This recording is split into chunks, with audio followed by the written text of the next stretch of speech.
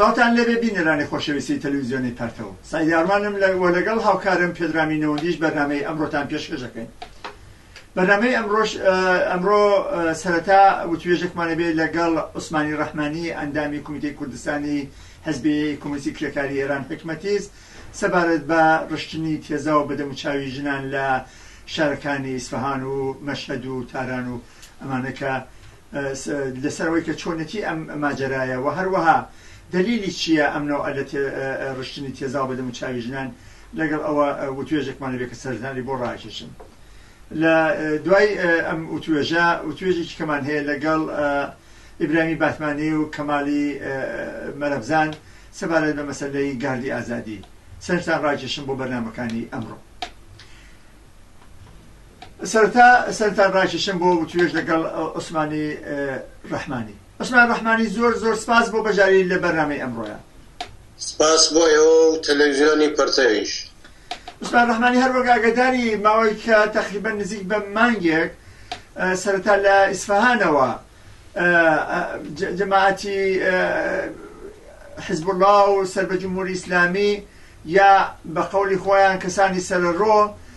دەستیان کردووە بە ڕشتنی تێزا و بەدەموچاوی ژنان و کچانە کە ڕوخساریان دەرنەکەوێت یاخۆ دەبێت لەشکە لەسەر بکەن و شعوناتی ئیسلامیان بە قەولی خۆیان بەڕێوە نەبردووە و تا ئێستا بەداخەوە بۆتە هۆی ئەوەی کە کۆمەڵێک کوژراون و مردون لە ماجرانەیە و هەروەها جەماعەتێکیش تەواو بۆ هەموو ژیانیان دەموچاوی خۆیان لەدەستداوە و سەلامەتیان تێقە ناگەڕێتەوە بۆیان. ئەم مەسەلە چۆن تۆ هەڵەسەنگێنی و ئەرزیابیەکەی؟ بەڵێ دیارە ڕژیمی جمهوری ئیسلامی هەر لەو ڕۆژەوە کە هاتە سەرکار ئەمە کارەکانی بووە، ڕژیمێکی دشت بە ئینسانیەت بەتایبەت دشت بە ژن و ئەوەی لەدەستی هاتووە درێغی نەکردووە بۆ سەرکوتکردنی ژنان، بۆ سەرکوتکردنی جامعەیەک کە ئەیەوێت ئازادیەوێت، خۆشبەختیەوێت، عەدالەتیەوێت، عەدالەتی کۆمەڵایەتیەوێت، دەیەوێت لە مافەکانی بەهرەمەند بێ. ئەم ڕژیمە بەپێی ماهیەتی دژی ئینسانی خۆی کە دینی ئیسلامە و شەریعەتی ئیسلامە جوڵاوەتەوە و بە درێژایی تەمەنی خۆی لە بەردباران و ئێعدام و سێدارە و کوشتن و تێزابکردن و شەلاق لێدان و بە پێمایەتی خۆی جوڵاوەتەوە. مە شتێکی تازە نییە کە ئەمڕۆ، بەڵام ئێستا کە جمهوری ئیسلامی دەستی پێکردووەتەوە لە ڕاستیە ترسێکە لە وەزعیەتی خۆی کە بە تەواوی منفور بووە لەلای کۆمەڵانی خەڵک لە ئێران و لە جەهانیش و بەتایبەت لەلای ژنان. ئێتر ژنانیش وردە کەوتونەتە خۆیان خەریکی مبارزەی جۆرا و جۆرن، خەریکن بۆ کۆتاکردنی دەستی جمهوری ئیسلامی، جوڵانیان لە ناو خۆیانە دەست پێ کردووە، ڕێکخراویان پێگەێناوە و سایتە کۆمەڵایەتیەکانی ئینتەرنێت بە تایبەت فەیسبووکوانە دەوری باشی گێڕاوە و ئەمە ترسێک کە جمهوری ئیسلامی کە دیسان لێ نیشتووە ئەوێت بەم شێوەیە پێش بەم تەوژمە نوێی لە مبارزەی ژنان، لە مبارزەی کرێکاران، لە مبارزەی لاوان پێشی پێ بگرە و بتوانێت سەرکوتی بکاتەوە. باشە پێ دوایە بۆ نمونە باسێک ئەوەیە کە جمهوری ئیسلامی لە توولی ئەم 35 ساڵەیە کە سەرەتا لەواقع وەکو داعش ڕەفتاری کرد هەر لە وەختەوە تا ئێستا ئەمە هەوڵیدا کە حجابی ئیجباری یاخۆ لەچکە و چارشێوی ئیجباری بەسەر ژنانە داسەپێنێت، بەڵام لەمە سەر نەکەوت، ئەمەی بەجێ نەگەیان. پێ دوایە چەنە ئەمە دەوری هەیە لەسەرەوەی کە ئەم جارە بەم شێوەیە کە ئیمام جومعەی ئیسفەهان باس لەوەکە کە ئیتر بەقەول ئەبێ زۆر لەوە واوەتر بچین کە بە زمان فەقەت تەوزیع بدەین، یعنی بە کەسانێک کە موریدی ئەوەن یا واقعاً جمهوری ئیسلامین لە ئێرانە پێیان بڵێ کە ئیتر تەزەکر کافی نییە، ئەبێ کاریکە بکەن، واتە هەر ئەم نوع لە ئەعمالە کەسیفە و شەنیعی کە ئێستا ئەیکەن. پێ دوایە ئەمە لەکوێ هەر لێرەوەیە ناشی لەمەیە یان شیکەیە؟ بەدڵنیاییەوە ئێستا کەمە دیسان دەستیان پێ کردوێتەوە بە شێوەیەکی بەرین لە ئەسفەهانەوە زیاتر دەستی پێکردوە شارەکانی تری گرتەوە بەکری گراوانی کۆماری ئیسلامی یان ئەوانە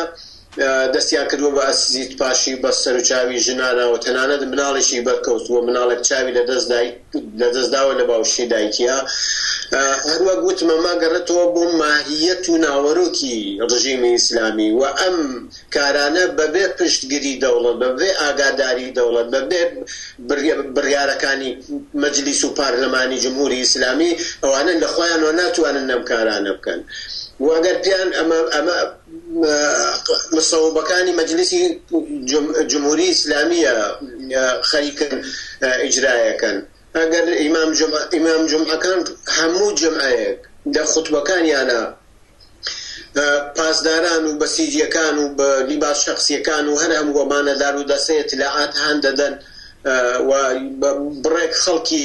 متەدەین و تەعەسسوبی هەن دەدەن بۆ ئەم کارانە کە بەشکو بتوانن ڕێ لە بەرەو پێشچوونی کۆمەلگای ئێران بەبشەوە بگرن نەک ناتوانن بەری پێ بگرن بەڵکو چوون بۆ ڕژ ئەوە خەریکە سمێڵیشی لەسەردانن ئەبینیت لە باتی ئەوەی ژنان بچنە دواوە کۆمەڵانی خەڵک بترسێ و هیچ نەڵێ وەکو جاران کە تێزابیانە کرد ئەبینی هەر لەسەر تاسری ئێرانە حرەکەت دەستی پێ کردووە لە جیهانە دەستی پێ کردووە و ڕژیم ئەوەی تر منفور بووە ئەوەی تر دزێو بووە خۆپیشاندان دەستی پێ کردووەتەوە ناڕەزایەتی دەستی پێ کردووەتەوە بێگومان نەک تەنیا قازانجی تیا نەکرد سەدان قات زیاتر زەرەری تیا کرد تۆ بینی هەر لەم ئەمڕۆ بوو وابزانم ئەو ڕێحانە ناوی ڕێحانەیە ئیعدامیان کرد بەڵێ ڕۆژی شەمەی ڕابردوو بەڵێ ئیعدامیان کرد لەلایەک ژنان بەم شێوە ئەبێت تەجاوزیان پێ بکرێت ئەگەر دیفاع بکەن لە خۆیان کتوپڕ پیاوێک یان جنایەتکارێک لەوانەیە کە دەست درێژی و تەجاوز دەکا بە ژنان بکوژرێ لەو بینەها ئەم ژنانە ئەگیرێنە خرێنە زیندان لەلایەکی تر تێزابیان پێ ئاڕژێت وەک ئەوەی گەم هەموو جنایەتانە کەیبینی بەڵێ بە دروست ئشارە کرد بە ڕێحانە ئەمە هەندێرەوە سەرخۆشیەکەین لە کەسوکاری بەتابەت لە دایکی کە ساڵیانی ساڵە لە ئینتیزاری ئەم ڕۆژەیە بوو کە بەداخەوە عاقبەت سەرنجامەکەی هەر بوو بە مەرگی جگەرگۆشەکەی واتە ڕێحانە و ئێمە وەکو تەلەڤیزیۆنی پەرتەوە سەرخۆشیەکەین لەوان و لە هەموو کەسوکاری و هیواداری خەباتی خەڵکی ئێران بێتەوە ئەوەی کە ئیتر ئەم دیادە دزیەوە لە ئێرانە هەڵچندێەوەی تر کەس بە هیچ تۆمەتێک ئەدام نەکرێت باشە عوسمانی ڕەحمانی زۆر جار باس لە یەکەم کە ئەمە شریعەت وا ناڵێ دینی ئیسلام ئاوا توندوتیژ نییە ئەوە خەشن و ناشیرین و دزێ و نییە بەرامبەر بە ژنان و بەرامبەر بە کۆمەلگا ئەمە جمهوری ئیسلامیە یاخود داعشە ئەمە چەند حقیقەتی هەیە یان نا ئەمە واقعیەتی ئەمرەوەیە کە ئیسلام هەر ئەمەیە بەڵێ لە ڕاستیە جمهوری ئیسلامی هێشتا نەیتوانی وە یەک لە چواری شریعەتی ئیسلام لە ئێرانە بەسەر خەڵکی ئێرانە پسەپێنێت ئەگەر بە تەواوەتی بێت ئیسلام پیادە بکات نابێ ئەسڵەهات ئەوەی کە ئەیکاتە جەهەنەمێک ئەیکاتە گۆڕستانێک ئەو قەبرستانێکەیە بەسەری حکوومەت بکە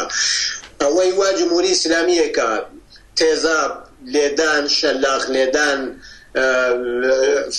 مارە بەجاش فرەژنی ئەوەی کە بەسەر ژناتێ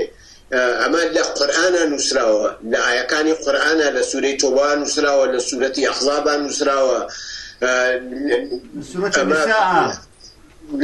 لیاندان ژن مڵکی پیاوە هیچ اختیارێکی بەدەست خۆی نییە ئەوە پیاوە ئەتوانێت تەسمیم بگرێت بەسەریەوە لە ڕاستیە باشە با بڵێن ئەمە لە جمهوری ئیسلامی ئەوە نییە کایکە ئەی داعش ئەی وڵاتانی ئیسلامی ئەی ئەفغانستان ئەی پاکستان هەر شوێنێک کە ئیسلامی تێچووە ئەمەیە بەڵام جەماعەتێک من پێم وایە ئەو کەسانێک کە دەنگیاندایەوە بە ئەم ئاغای ڕۆحانیە بەتایبەتەوانەی ئەوروپا ئەبێ ئێمڕۆ ئەگەر تێزا بکرێ بەسەر و چاوی ژنانە ئەبێ وان تف لە ڕێی خۆیان بکەن ئەوێ شەرم دایان بگرێ سەردا بخن بەرەمبەر خارج بۆ لە داخلنا بۆ لە ئێرانانە ئەوانەی کە وتیان کە ئەم باشترە لەوی کە خەڵک ناچارەکەم پشت سنووقەکانی ڕێی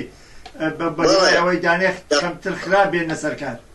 مەبەستمەوەی ئەمانەی کە لە ئەوروپا لەناو بەهەرحاڵ ئەوروپا وڵاتێکی ترە وڵاتانێکی ترە فەرهەنگێکی ترە ژن تێدا تا هەستێکی زۆر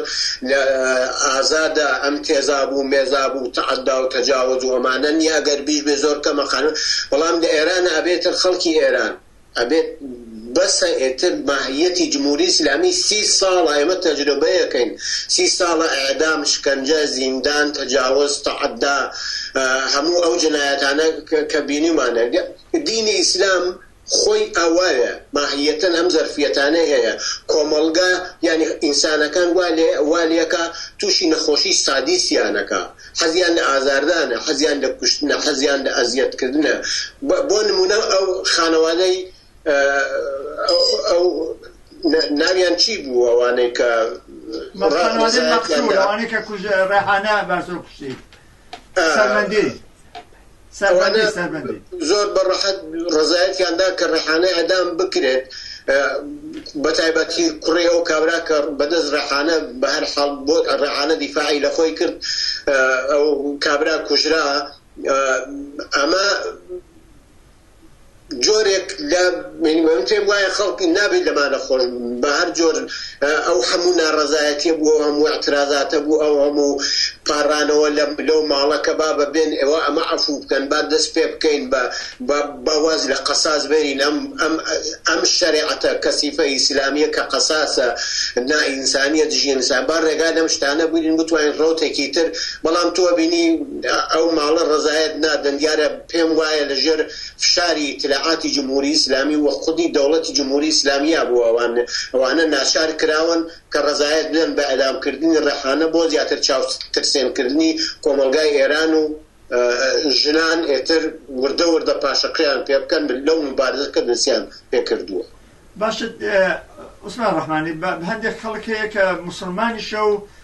ئەم ئەعمالەشی پێڕەتدا یعنی لەگەڵ یان نییە ئایا ئەمانە موسڵمانی چاگرین بۆ حسابی کە تۆ باسیەکەی یان لە ئیسلام تێنەگەیشتون و دوای ناکەون بەو شێوەی کە ئەوانیانەوێت مەسەن دایکی من دایکی تۆ ممکنە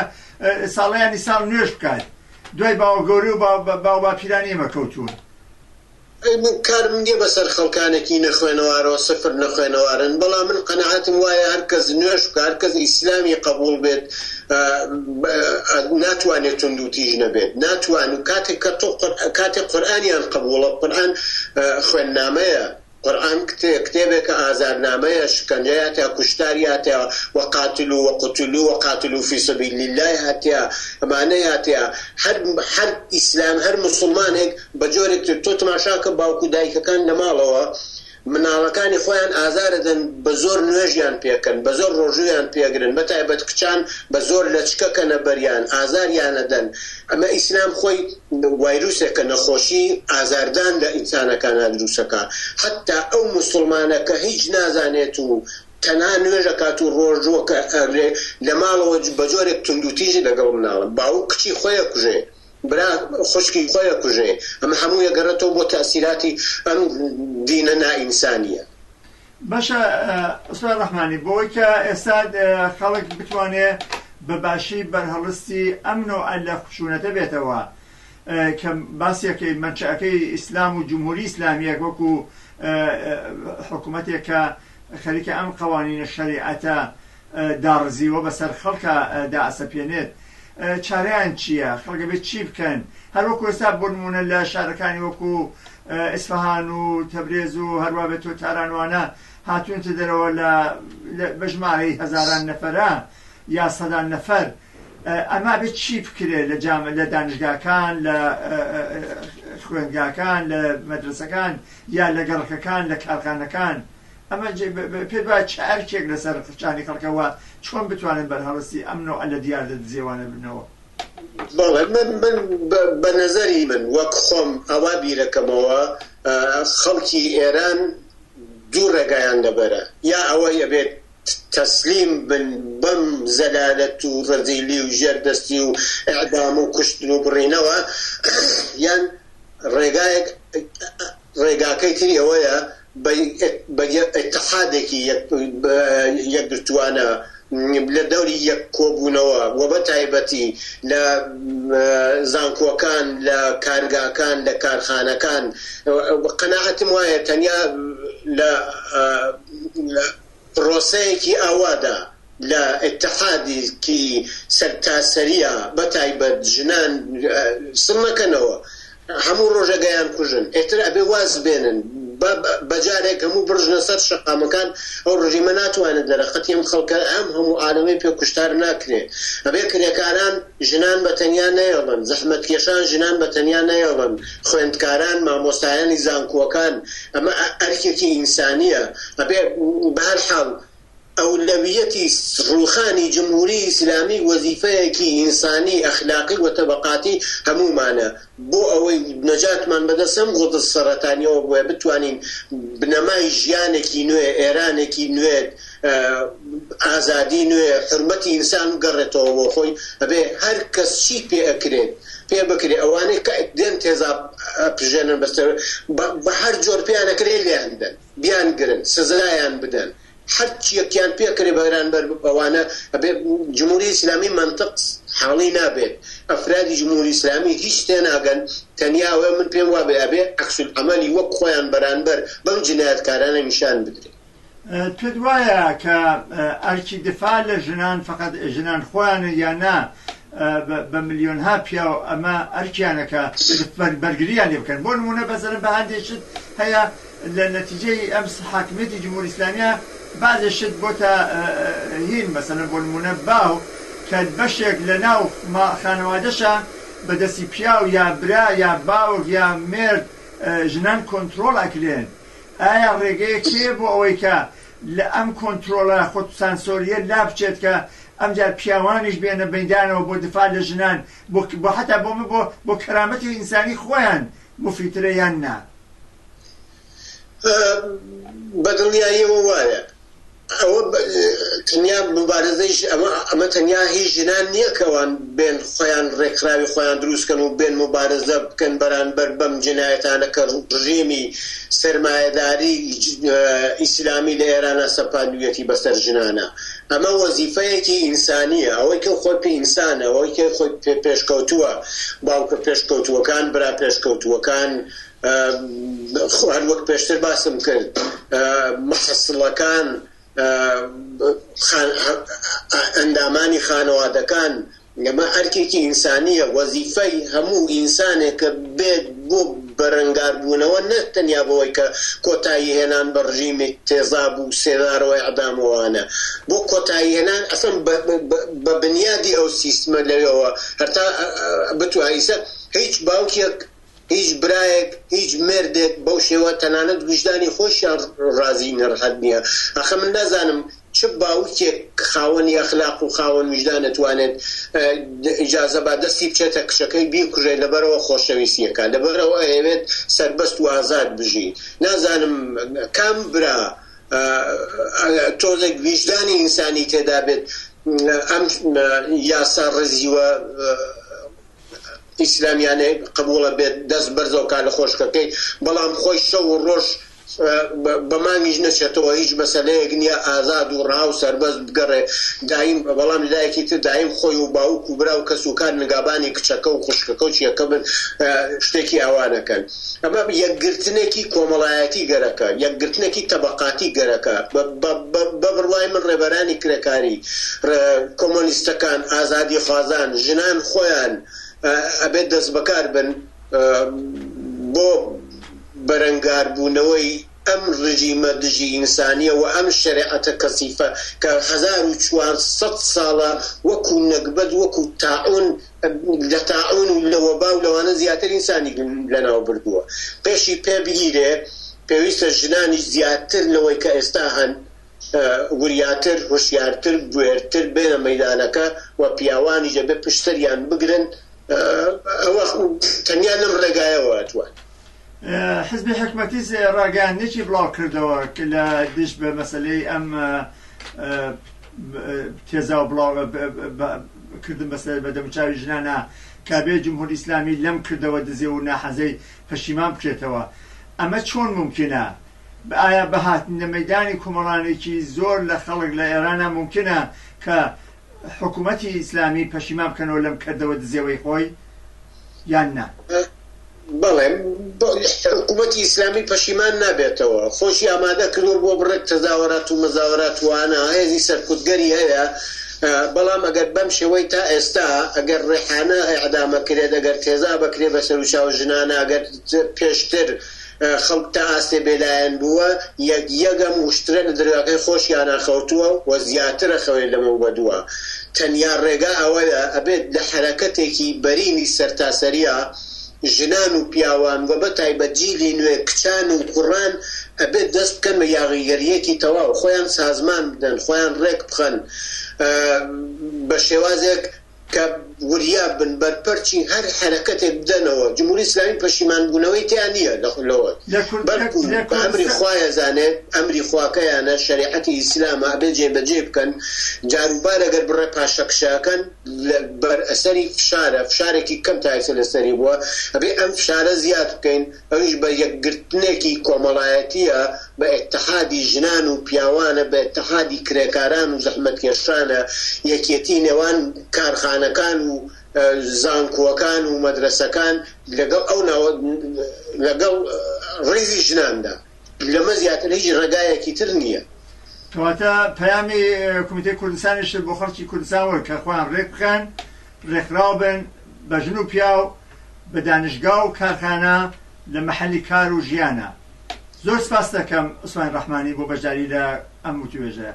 سپاس بۆ ئێوە و تەلەڤیزیۆنی پرتەویشوە سەرکەوتوو بوون و هیوادارین بە هیوایەوە ئەو جنبشە ئیجتیماعیە ببینین بە تایبەتی لە کوردستانە کە زەمینەکانی هەیە